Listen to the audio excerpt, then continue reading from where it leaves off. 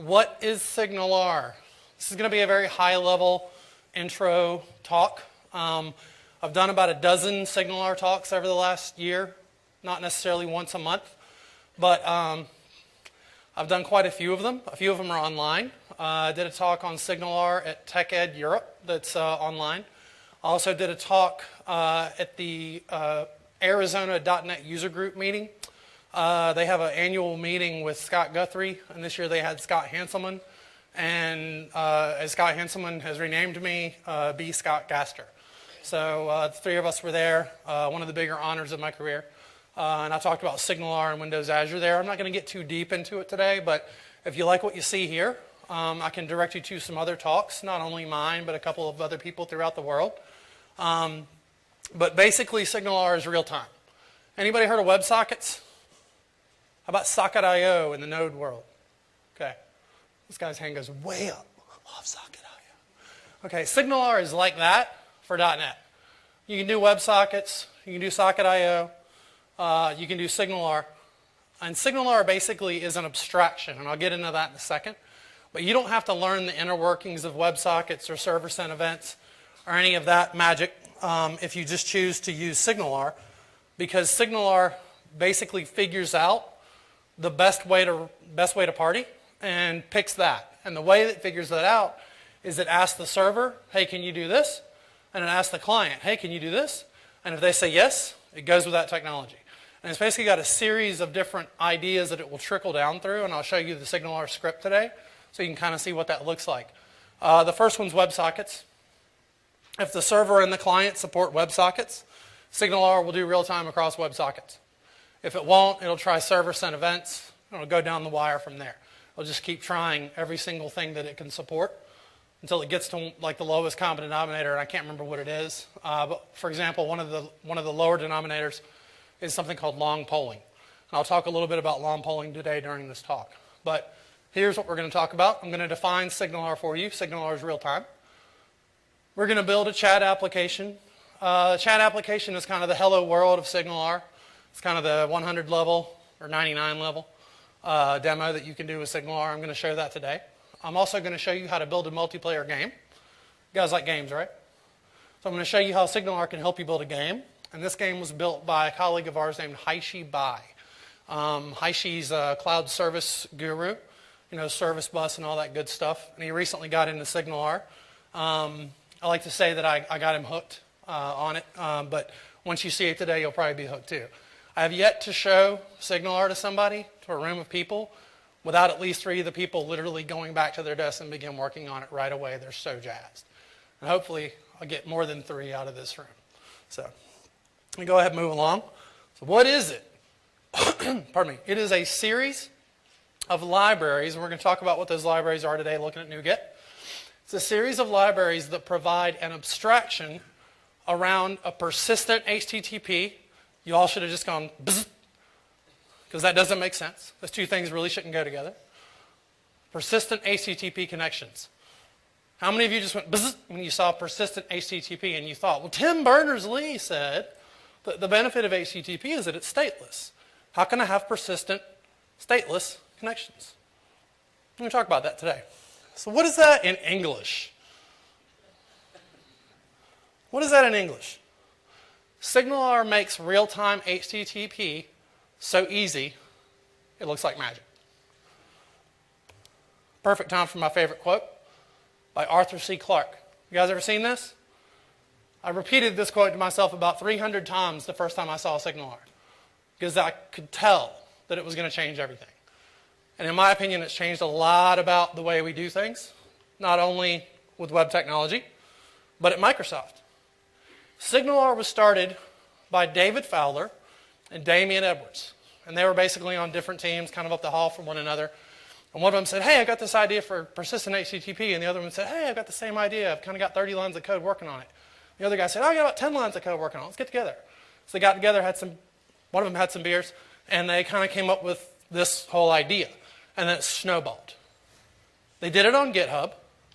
They managed all their source code on GitHub. And today, if you go out to GitHub, SignalR is the #1 watched C# project on GitHub. That's a pretty big claim to fame. There's a lot of C# projects on GitHub. So what happened was, Hanselman got a hold of it. I got a hold of it. I'm not comparing us because there's absolutely no comparison at all. But we started to talk about it. And then people in other countries started to look at it, started to talk about it. People started to catch on to it. And they thought, wow, this is really cool. This is going to change everything. All right? And they began to play with it. It's open source. We wanted to bring it in to the ASP.NET pipeline. We wanted to bring it in as a part of it. Those guys were like, well, it's open source. Kind of saw what happened, right? Now, lots of our stuff is open source. Now, I'm not standing up here and telling you officially that SignalR is the reason that all that stuff is open source. But let's say you've got this huge open source project that everybody grabs a hold of, and everybody loves, and everybody sees potential in. And everybody starts to see, wow, there's like 400 people contributing to this project. People are just writing clients for SignalR just for fun. This is exciting. I wonder if we can get that same kind of excitement if we open source other stuff. Guess what? We did. So that's kind of how it changed things. Now, somebody was talking earlier about Ajax. Anybody used Ajax? I'm going to mitigate Ajax for you right now. I'm going to mitigate it. You're no longer going to need Ajax. That's not to say that SignalR is better than Ajax. Ajax has its place. I love using jQuery to call Ajax methods. I think it's awesome. But imagine if you could do it in real time. A server fires an event, something happens on the client. Let me say that again. An event fires on the server, and the client responds to it. Real quickly, how many of you have used the dynamic keyword in C#? Okay, let me ask you the dangerous question. How many of you hate the idea of the dynamic keyword in C#? Don't be afraid. The best part is like 2 hands went up. I have a funny story about that, but I won't tell it right now, so we don't have a lot of time. But I've asked that question before, and 1 hand went up, and I picked on the gentleman for probably the entire rest of my talk. And after the talk, somebody came up to me and they said, hey, that guy you were picking on, that guy you were calling dynamic guy, you know who that was? Just some dude, right? That was John Skeet. You guys know who John Skeet is, right? He's like super MVP. Like when he talks, people like listen and jump. I was kind of embarrassed, but we had a nice laugh about it together afterwards, and everything kind of worked out. I think if he saw me again, he'd probably hit me in the throat, but I wouldn't blame him at all. So what I did was I just created an empty web project, bare bones, absolutely as minimal as I can get. Now, what I want to point out real quickly here is that SignalR, again, was created in an open source fashion. Oh, that could have been ugly. Nougat.org. And what's kind of happened over time is the popularity's grown. People have gotten into it. People like it a lot. It got brought into the ASP.NET moniker. So now it's a part of ASP.NET. Am I going to find Nougat? When you install the fall preview bits, you're going to get things like SignalR Hub item templates. So now you don't have to know as much. You can kind of get started a little bit more quickly. You can make your life a little bit easier by getting started. Now what I'm going to do here is just go up here to the search, and I'm going to do a search real quick for SignalR. And we'll find quite a few packages. And I'm going to talk to you about what some of those packages are. Just kind of go through the lay of the land. But before I do that, I'm going to change one very important menu item. I'm going to change this guy. Right now it says stable only. I'm going to switch it to include pre-release. And now I'm going to get a whole lot more packages. Why is that? The SignalR team is very actively working on the 1.0 release of SignalR, which will be released, you gotta love it when a Microsoft guy says this, very soon. All right? SignalR is going to be released very soon. That we should have given you some evidence of that by the fact that when you install the fall preview bits, you've got SignalR item templates in there. So that should tell you, yeah, we're really putting our money where our mouth is. We're making a bigger investment in SignalR. Reason I did include pre-release is that these are not completely signed off on yet. These aren't completely baked. They're still working on them. I mean like 23 hours a day working on Their team room is hilarious. Like you can't go in there if you've got thin skin. These guys work all the time. They're always together. They're just hilarious guys. So what I'll do is I'll scroll down real quickly and I'll show you the different components that you can get out of NuGet. And the first one is that Microsoft ASP.NET SignalR. We're just going to call it SignalR. Everybody okay with that? No problems? So we've got the core, then we've got the JS, we've got hosting, blah, blah, blah, common hosting libraries, a bunch of other libraries. All right? Why do we have all that stuff?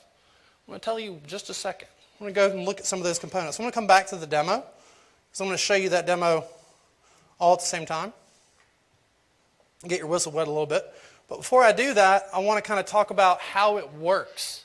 And then I'm going to tell you what those different components are that you saw in NuGet. That's a hilarious ringtone. I'm going to show you kind of how it works and talk about the different components and what they mean in NuGet, how you can get them in NuGet. And then we're going to pull some down, write a little bit of code, and you'll see what I'm talking about here. So here's SignalR on old servers or clients. Old is sort of a catchy term. If it doesn't support WebSockets, put it that way. So anything before this year. So this is SignalR with an old server and an old client. You use this concept similar to long polling. What you do is the client says, you got data, you got data, you got data, you got data, you got data. More to the point, what it does is it says, do you have anything? And it just kind of hangs out. Just waits for the server to say, yeah, here you go. So the server says, okay, I've got some data. Here you go. As soon as he gets that data back, you know what he does? Starts the whole process over again. How many of you have written some sort of an AJAX polling mechanism in your own code? Don't be ashamed. How many of you have enjoyed the process? Okay, if you'd had this, you wouldn't have had to do that. Yes, this particular idea with SignalR, long polling, is very similar to code that you would have to write if you wanted to do that yourself. So I poll and I wait, and I poll and I wait, and I poll and I wait. But they've written it for you. Not only have they written that for you, but they've written the other abstractions that sit on top of things like WebSockets or server-sent events. Now let's say you had written your polling mechanism and then somebody comes out with something like WebSockets or server-sent events. They say, hey, we want you to rewrite this to use long polling, to no longer use long polling, but to use server-sent events or WebSockets. You pretty much have to go back to the drawing board, right? With SignalR, you don't, because it'll pick which one is the best based on the client and the server, and party on that. And if it's an old browser or an old server, it'll just trickle down until it finds the lowest common denominator. So this is what it looks like when it's doing polling. And these are Hanselman's slides. I've borrowed them from him. You've probably seen him do this a little bit funnier. Here's what it looks like with SignalR on a newer server and a newer client. So you've got IE10 or trying to think of some other browsers that support. I think Chrome supports it. Those are the only two that I ever use. In terms of the server side, let's say you're running Windows Server 2012 and an Azure VM. That supports WebSockets. So now you can do WebSockets. I believe you can run WebSockets and IIS Express locally. Don't quote me on that. I've never actually tried it. John, do you know? Okay, he doesn't know either. If he doesn't know, it can't be known. All right, well, here's what happens with that kind of situation. The client says, hey, I do real time. I do WebSockets. I do server-sent events. Do you do this? Server says, yep, I'm good. And then they basically open up a two-way connection. You guys remember push technology, like 88? This is like that, but it works. And it's really easy to use. And I'm going to show you how when we do the demo in just a second. So that's old and the new. So basically, you don't have to worry about what the underpinning is. You just put SignalR between the two guys and everything will work. Now, how do you get SignalR? How do you start working with it? Pretty much you use NuGet. So what I'll do here is I'll go into my IDE. And I'm going to go and open up NuGet. Okay, so here we go. Oh, shoot. Sorry. Thank you, people. While you're doing that, somebody in the chat room said that WebSockets is supported on IIS Express 8 Cool, on Windows 8. Right, right. So you can do that. And there are other servers that support it as well. Now I've just opened up NuGet here, and I'm going to type install package, and I have to spell the whole thing out, Microsoft.ASP.NET.SignalR. And here's the catch. Because I don't want to get the 0.5.3 release, which is what you'll get if you omit pre. If I put pre in there, I'm going to pull down the 1.0 alpha bits, not the 0.53 bits. That's important, because if you forget that pre, you'll get the old stuff. And that's okay. The old stuff works real well. I still haven't converted all my demos over to the new stuff yet. I like the old stuff a lot. I like the new stuff a lot too. But there are some breaking syntactical changes between 0.53 and 1.0. It's good that very few hands went up, because now nobody's lamenting the fact that they have to go and change their code, right? It's not a lot of changes, but there are some changes. So I'll go ahead and hit enter here, and we're going to pull all that stuff down. And what I'm going to pull down is a couple of different references. You'll see the SignalR there. I'm pulling in jQuery because I got to have jQuery to run. I'm also going to pull in SignalR.js, I believe is what it's called, and hosting.ASP.NET. Now what I'll talk about in a second are the different hosting functions that you can do with SignalR. In the up to 0.53 releases, you could host in ASP.NET, or you could host using what's called self-hosting. So you could basically fire up a console app, create a host just like you can with Web API, and host SignalR directly in your EXE. Now, I've done this a lot using Windows Azure Worker Roles. But what's happening is that they're basically changing some of that functionality. It seems like I'm having some problems pulling some stuff down. They're changing some of the functionality. Have you guys ever heard of Owen, the Open Web Interface for .NET? It's kind of an open source way of you accessing stuff in .NET on a web server. Anybody ever heard of NancyFX? For the Ruby people, have you heard of Sinatra? Because Nancy is kind of borrowed from that idea. All those things, not the Ruby stuff, but the .NET stuff is built on top of Owen. Soon there might be something like an Owen host for SignalR. So you could host SignalR in a console app and a worker role wherever you want to host it.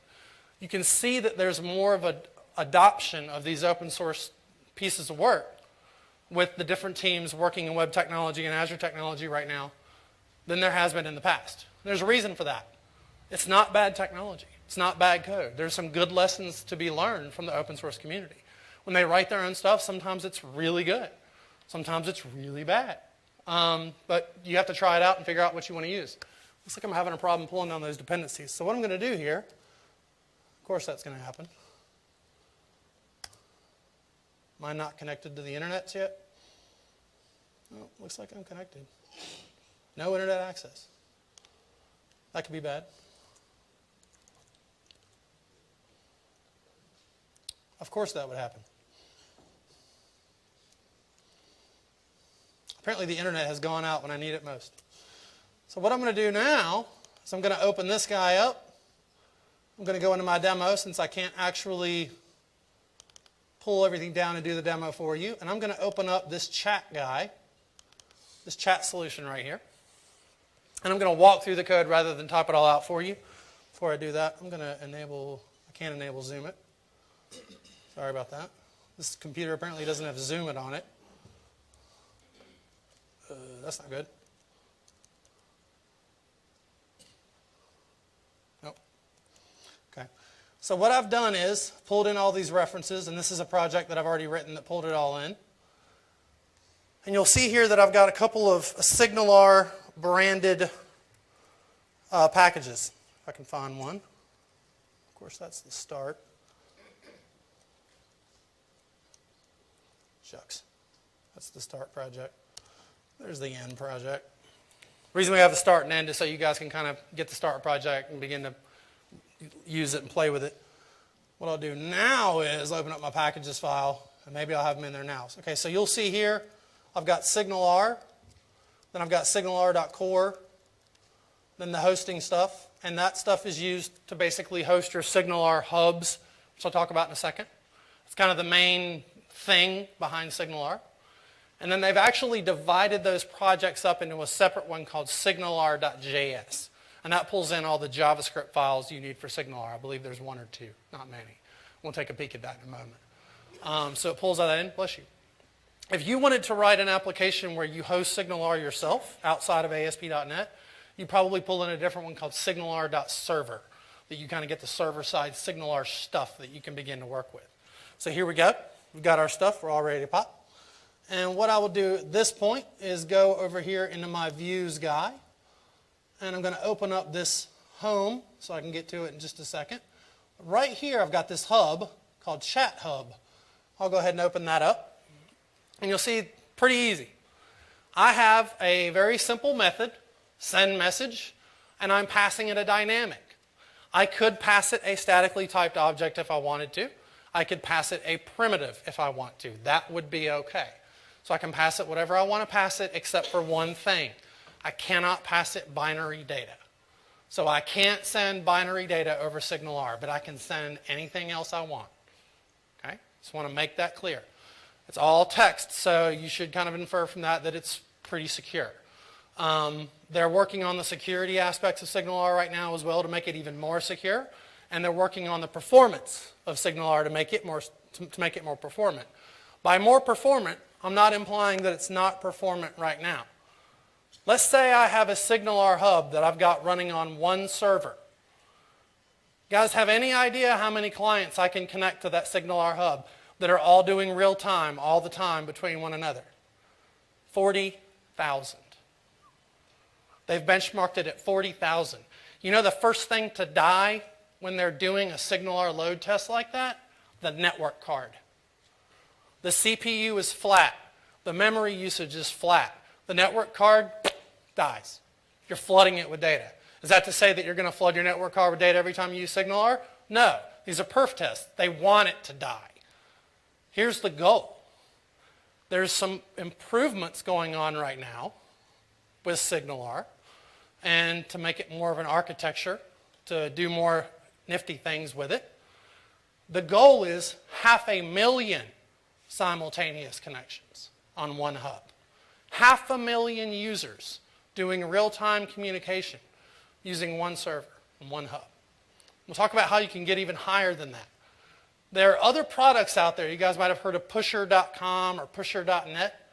There's a bunch of different open source, not open source, but proprietary services that do real time. They give you a URL, you give them money, they tell you how many simultaneous connections you can have, and you send information to that URL on one end, and you listen on the other end. So far, all the different licenses that we've seen, they cap out around 5,000. So all these other companies, we can do real time. How many users can I have? Once you get to 5,000, we kind of have to set up a special call with you. Just use SignalR. You got 40 out of the box. If you want to put something on it like a backplane, which I'll introduce here in a minute, sky's the limit. You can go crazy. You can load balance SignalR just like you can load balance your website. Okay?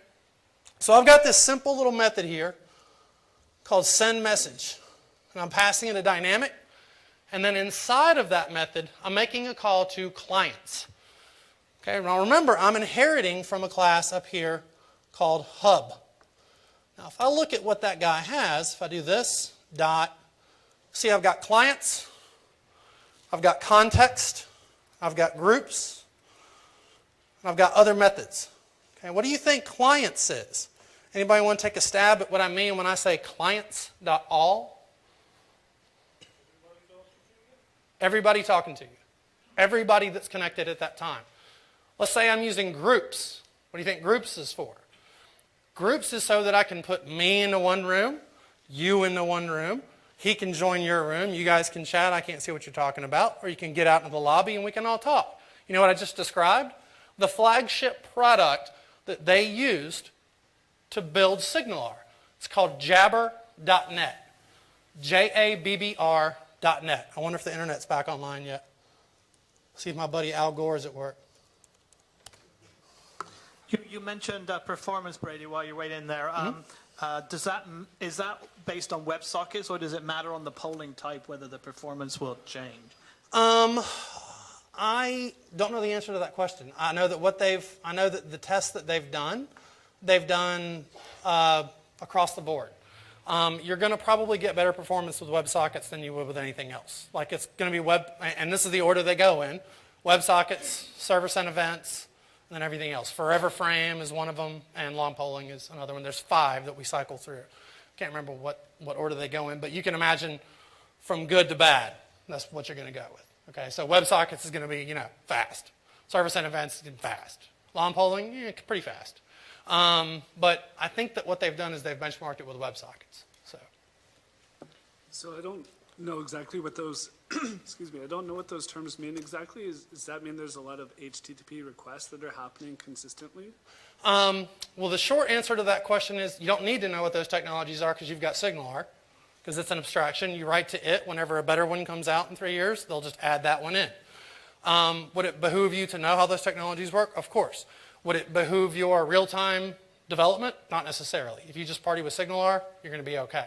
But they're all very deep technologies, way, way beyond the scope of this 30-minute conversation. But you wouldn't need to know how they all work to be able to use SignalR on top of them. Does that answer your question? What about the HTTP requests? Are we going to, like if I look at developer tools, am I going to see pings or requests constantly going? No, I'll show you what it looks like. It looks like one open connection. Okay. It is an open connection. Now, how many of you just thought, well, I heard this thing about IIS that it can only have 25 connections or 25 threads and then it'll die and blah, blah, blah. Yeah, that's right, unless you're doing asynchronous programming. If you're doing asynchronous programming, no problem. That's what SignalR is. Remember, Damien is basically the PM, principal PM, I can't remember the title. He's the god of ASP.NET. He told me one time that all the asynchronous functionality that exists in ASP.NET has existed for years, for numerous versions, but it was very difficult to use. They've made it dirt simple, absolutely dirt simple, by creating this abstraction around it. It's an open connection. That means you're connected. If it's WebSockets or service and events, then it's going to be an open connection. If it's long polling, it's going to be going like this, but it won't look like that. It'll look like one long running connection, and if nothing happens, like you set a timer in your hub for like an hour, you'll see the connection open, and it won't do anything, and then you see the connection open again, because SignalR times out. It goes, hey, this server's not working, I'm going to cut my connection and try again. So it will recycle itself like that. But the important part to point out there is that it's asynchronous, so some of the typical rules that you've learned about IIS don't exist. Okay? So I've got my hub. I've named it right here. And what's important is if I take a look at this clients guy, specifically if I take a look at all, and I hit, of course it's not going to do it now, I hit all there, that says dynamic expression. So those of you that don't like dynamics, I'm going to change your mind right now. I was one of you. I did not get it. I thought Ruby was awesome. Don't mess with my .NET. I like my statically typed things. Once I use SignalR, change my mind. Here's why. This guy, this all, I'm telling it that it's got a method called onReceiveMessage. Let's call that an event handler. Just call it an event handler, just for giggles. Okay? So I've got this event handler. When that method runs, something's going to happen on the client. What do you think it is? That method. That method's going to run on my client. So I have to put that method into my client code. So I'll show you what that looks like. So I've got clients.all.onReceiveMessage. I'll go over here to my view, and I'll open it up. And I don't have a lot of fancy code in here until I get down to scripts. And here's the first step. If you want to use SignalR, you have to bring in jQuery, and then you have to bring in the SignalR JavaScript that you get with one of those NuGet packages that we pulled down, the SignalR.js NuGet package. This is just a JavaScript file stuffed into your scripts folder. All right. Next thing I have to do is I have to do kind of a page load event handler. I have to declare a new SignalR connection. And since we're using Studio, and it's got such wonderful IntelliSense, I could say varcon is equal to, there's my jQuery, dot, hub connection. See that? Let me show you the interesting thing about that constructor. That first parameter says string URL. If I don't provide it, what do you think it's going to call back to? Same server. If I put a URL in there, it's going to call that server instead. SignalR supports the ability for you to do, and this is a bad word, don't panic, cross-site. So I can have my HTML with my JavaScript, and I can put the SignalR file right here in my site, and then I can make a call out to a hub that lives somewhere else, like, oh, I don't know, a Windows Azure worker role that I'm hosting it using Owen or self-hosting. I've done that in a couple of the demos. But I just want to point out that you're going to get nice, handy-dandy little IntelliSense stuff right there. And if I look at the methods that hang off the connection, the important one here is create hub proxy. What do I pass in there? What I pass in is whatever I've named it using that attribute. So I can just give it hub name attribute, call it what I want to call it, and I can ask for it in JavaScript or native code or iOS, because they all support SignalR. They all support it. So I can basically just ask for that hub. What if I omitted that hub name attribute? What do you think I'm going to ask for? Chat hub. It's going to figure it out based on the name of the type. And I can use the little c or the big C. Doesn't matter. In the old days, you had to use a little c, always in JavaScript. That was like what they did. That was sort of their obsessive behavior pattern. Okay? They got to have everything in lowercase in JavaScript. People panic and freak out, kind of like they used to with XML.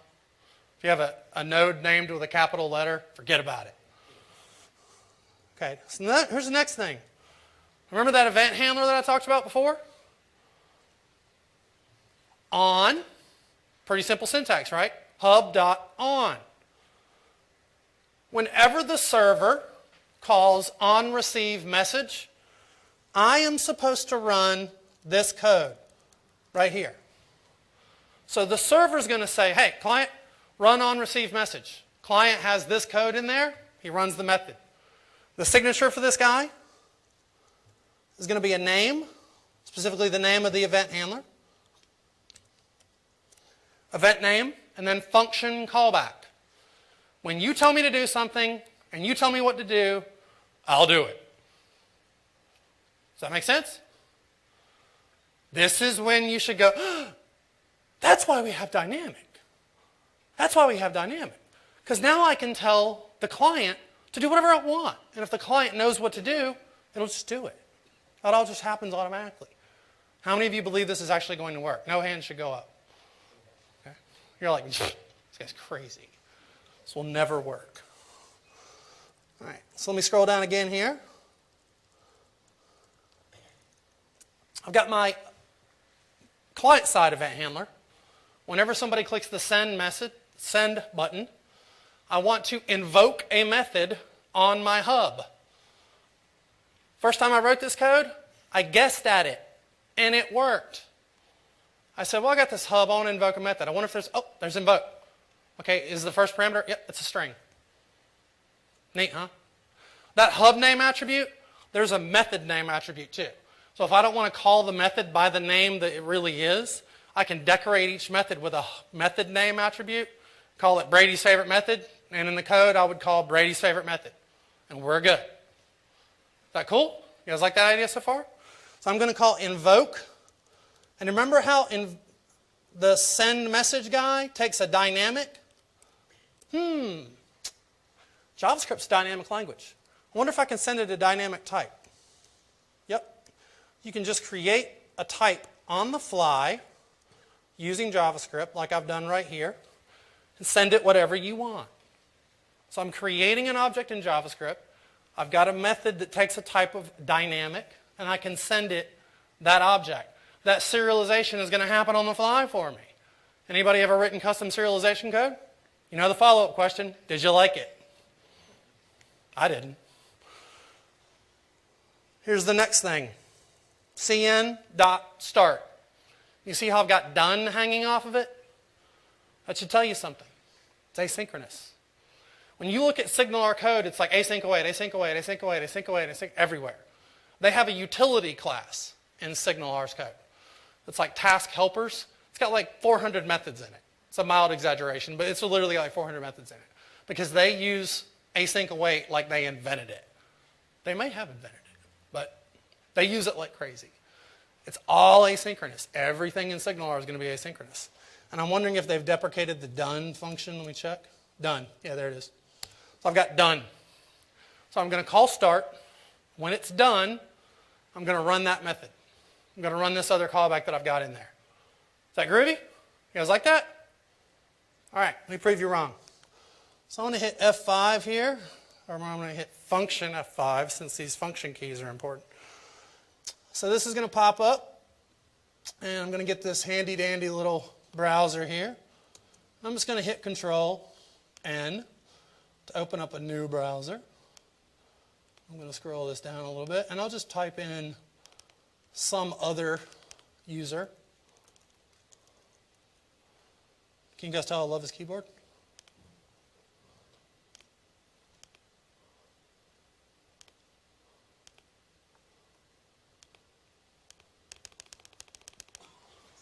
Is that cool? If it's not, you're probably asleep. Okay? All right. So that's all well and good. And I'll show you my favorite demo with SignalR. And this will go real quick, and I'll type it all out since I couldn't type out the other ones. But what I'm going to do here is I'm going to go into this guy. I should probably add a view here. I'll add a controller. Actually, I don't need to do that. I'm just going to put it all in index. Oops. That isn't good.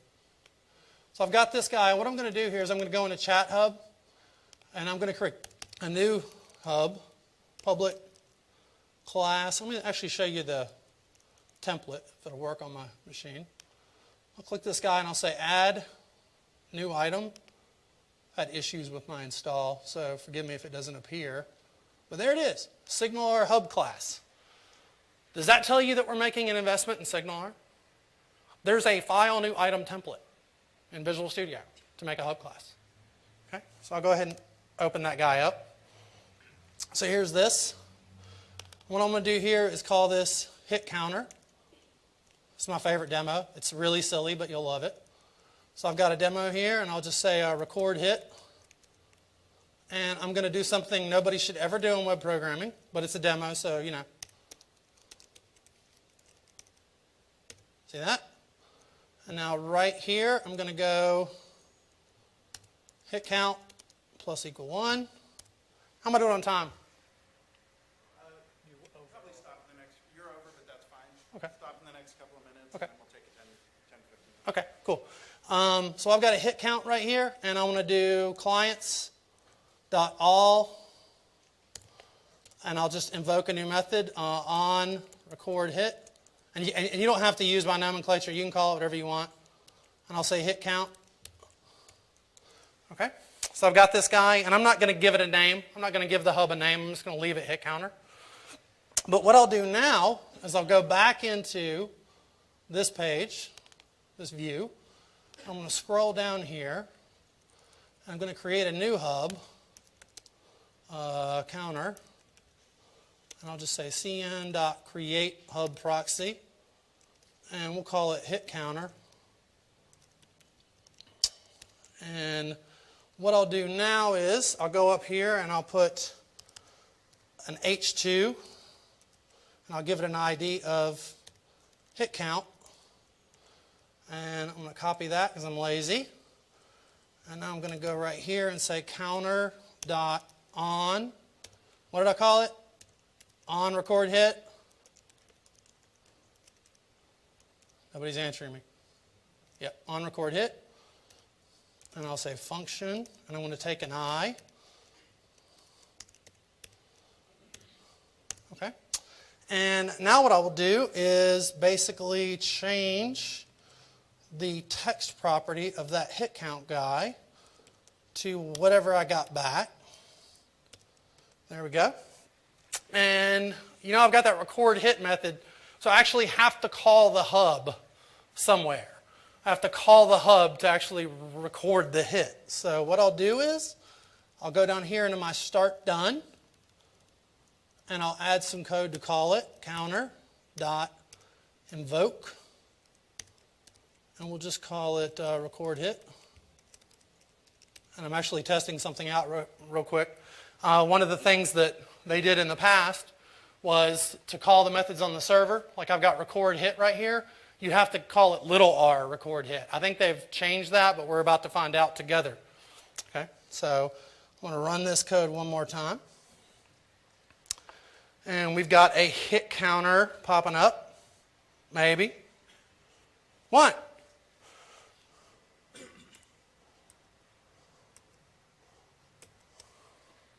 that cool? You guys like that? It's kind of a cheesy example, but it's a build-up. All right. Now what I'll do is I'm going to go over here, and I'm going to override a method called onDisconnected. Wait a minute. Do you mean that thing is going to run when you close your web browser? Yes. That's exactly what I mean. When I close my web browser, the hub's going to run. But you told me it was real time. I'm not connected anymore. Yeah, I know, but I know that. And I want to do something once you're not connected, like log you out of Jabber or something like that. So what I'll do here is I'll just say hit count. Is that right? And I'll go up here and copy this guy, maybe. Put it down here. And we will run it again. Now what I've done is I've added a method override that will happen whenever I disconnect the client. I'll run a method on that hub. So I'll go ahead and open up a new browser, Close that browser. Close that browser. Okay. That happens every time I get blah, blah, blah, blah, blah, blah. Everybody starts talking. Okay? So that's it. Online gaming. I can't show you this because we're not connected to the internet, but whenever we are, I want you to take down this URL. Firework, no S, firework.cloudapp.net. If you're connected to the internet, go ahead and go out to that site right now. Go ahead and go out to that site if you're connected. I am not connected. Once you get out there, start drawing on it. You'll start to see fireworks popping up. You should look at the JavaScript code. Haishi wrote it. It's absolutely insane. He's a madman. Since it's real time, I'm watching this guy's thing. There's at least 5 people playing right now. Is that neat? You guys dig that? So there's your online game. You can do this. While you're out there having fun, I'll go ahead and ruin the rest of the presenter's day. Go to Shooter. Is it shooter.signalr.net? Okay. Okay. So go to Shooter and try playing Shooter. I think you'll dig that. And of course this thing is going to go into wacko mode for me. So I'll do extend again. And I'm just going to rerun this deck because I know John wants me to get done here. I'll just hit Shift, Control, F5. So there's our online gaming slide. And here are the components that I talked about earlier. 3 big components that you want to know about. The first one is clients. I've already shown you one of those, jQuery, JavaScript. Look at the other ones, native.net. You can have .net talking to .net in real time using SignalR. What's really interesting is when you're in the room with Clemens Vasters, the guy who kind of created the service bus, and you bring up SignalR, he becomes very reverent. He really likes it a lot. He digs SignalR. I think that's kind of a vote of confidence if the guy that created service bus likes SignalR. Because SignalR is what? Poor man's pub sub. It's basically pub sub that you can run on all those different platforms. WinRT supports it because WinRT supports JavaScript. Here are your hosts. ASP.NET, Owen's coming, I think. Don't quote me on that. And then the last one is a backplane. Backplane is extremely important, and here's why. I'll show you in a little bit of an animation. So let's say you've load balanced your website because you've created an Office web app and you've got 1 billion users and you know you need to scale out. And you've got an Office app that uses SignalR because you are the coolest developer in the world. Okay? What's going to happen on that load balance situation is the first guy is going to send a message and the message is going to go to his server and come back to him. But it's not going to go to the other servers because SignalR just runs on one box. It just runs on one server. So I just mitigated your love for SignalR, right? You're like, I'm not going to use that now. Well, here's the good part. There's this thing called a backplane. This backplane is technically service bus. That's what service bus looks like. If you're running in Azure, you want to use the service bus backplane. If you're not, there's a couple other ones. There's a SQL and Redis. I think SQL is just about done. Redis is done. I've used it. I had a demo, but I'm out of time, so I'm not going to show it. But if you're using a backplane, here's how it works. One guy sends a message, it goes back to the backplane, it comes back out of the backplane, it hits the other servers that are connected to the backplane, and everybody gets the response. That's how you get to 500,000 users or more. If you don't like your speed with 500,000, add another node, add another server. You just increased your throughput. Okay? Very important, because some of you are going to want to write web apps that use SignalR, and they're going to become very successful apps, and you're going to have to scale them out. And when you do, you're going to have to do this. The nice part about it is the guys that write SignalR and the guys that write the backplane talk to one another pretty much all the time. The way you hook up a backplane is one line of code. And I'm not just one line of code that's this long. It's one line of code with like 4 parameters. It's a method call, usually an extension method that hangs off of the dependency resolver for SignalR. And you call that method and you basically tell it what your service bus namespace is, how many topics you want to run on, da-da-da-da-da. Or if you're using Redis, you would tell it what the URL is, the username, the password, and the port. And it just starts using that backplane instead. What this does is it puts a layer behind your servers that all the messages go through and come back out again. Does that make sense? So you're comfortable now? Feel like you can scale out? That's one of the biggest questions asked. Service bus backplane, not going to show that demo right now. Just don't have the time, and that's where I work. So I hope you guys enjoyed it. Please try SignalR out. It is awesome.